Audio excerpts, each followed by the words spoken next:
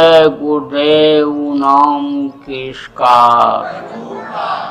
जय गुरुदेव नाम किसका, प्रभु का पावन नाम,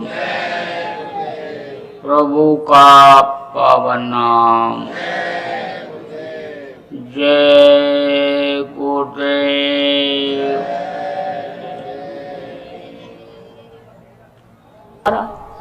तो जब एडमिशन कराने को होता है बच्चों को, MBBS यानी डॉक्टरी पढ़ने के लिए जाता है, तो कहते 50 लाख रुपया डोनेशन देना पड़ेगा।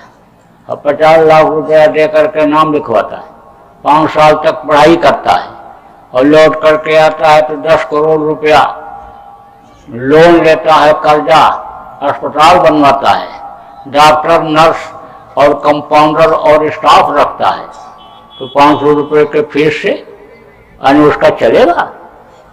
संविधान में अगर संशोधन कर दिया जाए और व्यवस्था ऐसी बना दी जाए कि गरीब घर के बच्चे भी डॉक्टर बन सकें। आप देखो, कोई किसान का, मजदूर का बेटा जल्दी बन पाता है डॉक्टर, कि जज बन पाता है, ऊंचे ओहदे पर जा पाता है। परिस्थितियां उसको मजबूर किए रहती हैं, व्यवस्था सही ढंग से इस वक्त पर उसको मिल नहीं पा रही है, इसलिए वो जो जहाँ का है बस वहीं तक रह जाता है।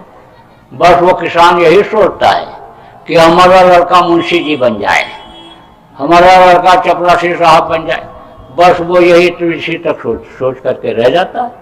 तो अब आप ये बात समझो कि ऑपरेशन में उसको पैसा मिलता डॉक्टर को, तो पैसा कमाने के लिए बस ऑपरेशन ही करता। अब अगर आप कम खाओगे तो समझ लो कि डॉक्टर के पास जाना पड़ेगा। एक गांव में कहावत है कि खाए का मूत्र परे उठान और काहे बैठ बसावे गाँव। समझ लो खाने के बाद पेशाब करो और बाएं करवट लेटो, तो कहते हैं कि बैठ की जरूरत नहीं पड़ती। एक रोटी का भोग रख करके खाओ तो कभी समझ लो कि बीमारी आ ही नहीं सकती है। और अच्छा लगा तो रोटी दबा के खा लिया, चटनी बढ़िया मिल गई, तो समझ लो कि वैद्य को निमंत्रण दे दिया है आपने। तरीका होता, जब लोग सत्संग सुनते थे तो हर चीज की जानकारी रहती थी। यानी समझ लो कि वो एक वैद्य जी जा रहे थे, तो गांव का आदमी था, तो खेत में जुताई कर रहा था, ठंडी का महीना, यानी बहुत ठंडी थी। और तो वैद्य जी गए, वहीं पर थोड़ी देर से रुक गए, आग जल रही थी। वहीं पर वो किसान जुताई कर रहा था और आग जल रखा था, तो उसकी औरत, यानी वो तो बैठ गया वहीं पर, और उसकी औरत यानी समझ लो कि यानी लेकर के आई दही और रोटी। तो जब देखा दही डालते हुए वैद्य जी ने, यानी समझ लो कि उसमें उसके बर्तन में, तब वैदानी भी थे साथ में, वैदानी से कहा कि अब तेरे गले की हंसुली बन जाएगी। घेवर, हंसुली एक घेवर होता है, मोटा पहनती हैं औरतें, अभी बहुत पहनती, बोले अब तेरा बन जाएगा। उसके बाद जब उसने यानी उसमें नमक डाल दिया और नमक डाल करके घोला, उसको वैसे मिलाया, तब कहा कि अब सोने की नहीं बन सकती, अब चांदी की बनेगी, क्योंकि बीमार पड़ेगा, मेरे पास आएगा, ज़्यादा पैसा नहीं ले पाऊंगा, कम बीमारी रहेगी। और जब उसने उसमें पानी मिला दिया थोड़ा सा, और मिला करके जब घोट दिया, तब कहा पीतल की भी नहीं बन पाएगी, अब तो ये बीमार पड़ ही नहीं सकता है। तो तरीका होता है, भगवान ने बहुत सी चीज़ों को बनाया खाने के लिए आदमी के, तो जब तरीका मालूम था लोगों को या मालूम रहता है तो वो चीज़ नुकसान नहीं करती है। कुछ ऐसी चीज़ें होती हैं कि जो देर में हजम होती हैं लेकिन गरिष्ठ होती हैं, जैसे केला, केला बहुत फायदा करता है लेकिन देर में हजम होता है, तो इलायची बना दिया कि केला खाने के बाद इलायची खा लो तो केला हजम हो जाएगा। मूली बना दिया, पेट में पड़ी हुई चीज़ को मूली हजम करती है, लेकिन मूली खुद हजम नहीं होती है, मूली का पत्ता खाना पड़ता तो मूली हजम होती है। चावल आदमी खाता है और नारियल का पानी पीता रहे तो चावल बहुत जल्दी हजम हो जाएगा। 6 घंटे में हजम होना है तो 4 घंटे में हजम हो जाएगा। फिर भूख लग जाएगी। आदमी चलता फिरता रहे तो समझ लो कि उसका हाजमा सही रहता है। जो लोग बैठ जाते हैं उन्हीं का हाजमा खराब हो जाता है। छोटे बच्चे हैं, खाते हैं और खा करके चले जाते हैं, खेलते हैं और खेल करके आते हैं, फिर खाने को मांग लेते हैं। चलने फिरने से ही ऐसा समझ लो कि इसीलिए डॉक्टर वैद्य भी बताते हैं मरीजों कम से कम 2-3 किलोमीटर पैदल चलो। बुढ़ों को कहते हैं सुबह घूमने जाया करो। तो अब आप इस बात को समझो कि जिस चीज की जानकारी जब जिसको हो जाती है तो समझ लो कि उसका पूरा लाभ वो उठा लेता है। तो ये समझो कि कहा गया कि कम खाओगे तो बीमारी नहीं आएगी, यानी डॉक्टर के पास जाना नहीं पड़ेगा। और कम खाओगे तो कोर्ट कचहरी का मुंह नहीं देखना पड़ेगा, थाने पर नहीं जाना पड़ेगा। कम खाओगे, कम खाने का मतलब बर्दाश्त कर लोगे। बर्दाश्त में बहुत बड़ी शक्ति होती है। देखो कोई कितना भी अकड़ के चलता हो ऐसे और उसका पैर छू लो तो अन्य समझ लो कि उठाता है, पैर पकड़ लो ऐसे, हाँ तो झुक के उठाता है, उसको भी झुकना पड़ता है। अब आप ये समझो कि बंदूक से लोग डरते हैं। तो एक बुढ़े से एक आदमी ने कहा कि देखो तुम्हारे ऊपर वो नाराज हो जाएंगे तुम्हारे पड़ोसी तो तुमको शूट कर देंगे, गोली मार देंगे। उनके पास बंदूक है। अरे बोला मालूम है, उनके पास 2 नली की बंदूक है, मेरे पास 10 नली की है। 10 नली की बंदूक का कैसी होती है? 10 नली की ना देखा ना सुना? अरे होती है, हमेशा साथ रखता हूँ। कहाँ रखे हो आप? तो खाली धोती पहने गौछा डाले बैठे हो, न जेब है, न टेंट में है, न जेब है आपके, कहाँ रखे हो? अरे रखता हूँ, मौका मिलता है जब तक निकालता हूँ। अरे है कहाँ बताओ तो काका। जब पैर दबाने लगा और काका बताई दो, तब कहा देखो 1 नली, 2 नली, 3 नली, 4 नली, 5 नली। 5 नली है और 5 नली है। 10 नली जब ऐसे दिखाता हूँ, ऐसे जिसको भी दिखाता हूँ वही झुक जाता है मेरे सामने। मुझको कहीं कोर्ट कचहरी में जाने की जरूरत नहीं है। मुझको काली कोट वाले के पास नहीं जाना है पैसा देने के लिए। काली कोट कौन पहनते हैं? वकील साहब लोग। अब उनके पास एक बार पहुंच जाओ तो कितनी जूतियां घिसेंगी दौड़ते दौड़ते, कोई ठिकाना है? मुकदमे में पेच कुछ न कुछ निकलता रहता है, उसकी जड़ फूटती रहती। कहते हैं कि कोई भी अन्य पेड़ हो उसकी जड़ तो छोटी हो सकती है, लेकिन मुकदमे की तो छोटी होती नहीं, वो तो बढ़ती ही जाती है। वो तो समझ लो हनुमान जी की पूछ हो जाती है।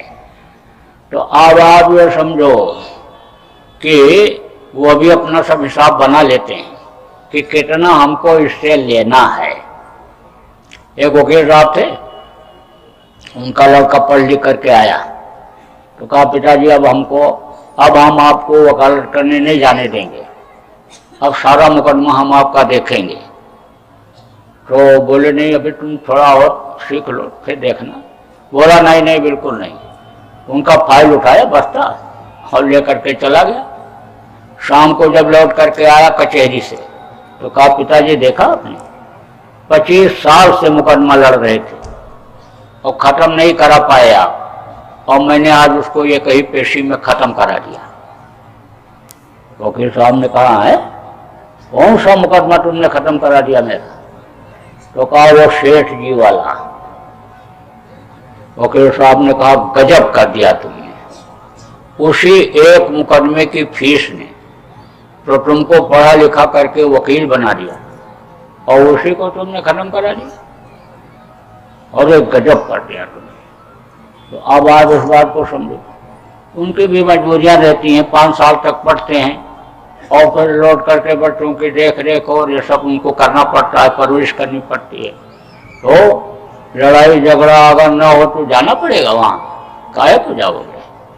अब आप ये समझो कि छोटे बंदे और सब क्या करने लगे। औरत को अगर गुस्सा आवे और पुरुष चुप हो जाए तो घर में झगड़ा होगा।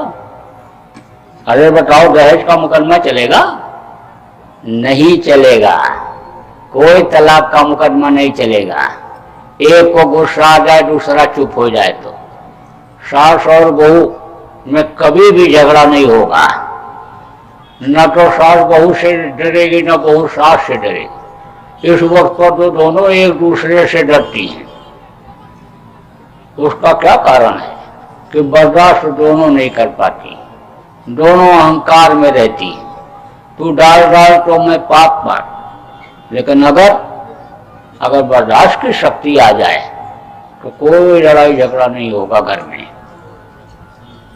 अब आप ये समझो, ये छोटे बन जाने से अन्य समझो लड़ाई झगड़ा झंझट खत्म। और नहीं तो इसी में कुछ घर ऐसे हैं जिनमें रोज झगड़ा होता रहता है। आपको यह न बताऊं तो मैं बता दूंगा कि इनके यहाँ रोज होता है, इनके यहाँ कोई न कोई बीमार ही रहता है। मैं बता दूंगा, आप कहोगे कोई चैलेंज करोगे। अब इससे निजात पाने के लिए, छुटकारा पाने के लिए आप थोड़ा बर्दाश्त की शक्ति लाओ, लोगों में बर्दाश्त की शक्ति भरो, लोगों को समझाओ और बताओ, तो बुद्धि सही रहेगी। और बुद्धि सही रहेगी, आप जब मेहनत ईमानदारी की कमाई करोगे तो उसमें बरकत मिलेगी। जब बरकत मिलेगी, खाने पहनने की कोई दिक्कत नहीं रहेगी, तब आपका भजन पूजन में भी मन लगेगा। और नहीं तो मन कहाँ लगा रहता है? मन सर सामान में लगा रहता है, चीजों में लगा रहता है दुनिया के। मंदिरों में जाते हैं लोग, लेकिन मन कहाँ लगा रहता है? खेती में, दुकान में, दफ्तर में, उधर लगा रहता है। जाते तो वहां दिखावे के लिए, लेकिन मन दूसरी तरफ रहता है। मंदिर के सामने गया, मंदिर में एक आदमी पूजा करने, तो दरवाजे पर चप्पल उतारते समय ही उसका मन उसी में लग गया कि मैं तो नई वाली चप्पल पहन के आया, कोई उठा न ले जाए इसको, पुरानी पहन करके आना चाहिए।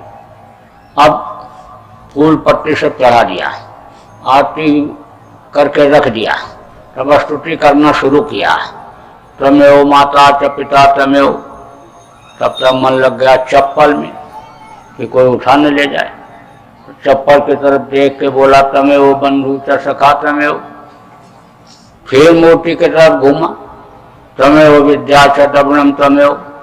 फिर मन लग गया चप्पल की तरफ देखने, कोई ले तो नहीं गया। तो चप्पल को देख के कहता है तमेव सर्वम मम देव देव। तो अब आप ये समझो, मन जब दुनिया की चीजों में लगे तो कहा ना गोपकाओं ने कि उधो मन ना ही 10-20। मन तो एक ही है, तो 10-20 जगह जब यह दौड़ेगा तो भगवान की तरफ कैसे लगेगा? मालिक की तरफ कैसे लगेगा? वो मालिक कैसे मिलेगा? और मन नहीं लगेगा तो कितना भी पूजा पाठ करते रहो, कितना भी जब तक आप करते रहो, कहीं वो मिलने वाला है?